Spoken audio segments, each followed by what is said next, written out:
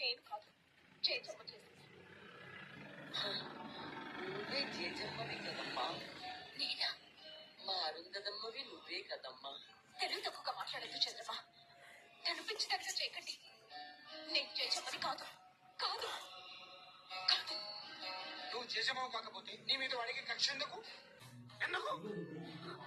అదే ఎందుకు? నువ్వే చేజమ్మవి కాబట్టి. కాదు, అబద్ధం. వాడిని నాశనం చేయగలనని చేజమ్మని నమ్మితే అది ఎలాగో తనకి తెలిసే ఉంటుంది. మళ్ళీ పుట్టిన ఈ చేజమ్మకే అది తెలియాలి. చేజమ్మ చెప్పు. నేను చేజమ్మని కాదంటే వినిపించుకోలే. నా చుట్టూ ఈ కన్నులేంటి? నీ చుట్టూ రగులుతున్న ఈ వినాశనం అబద్ధమా?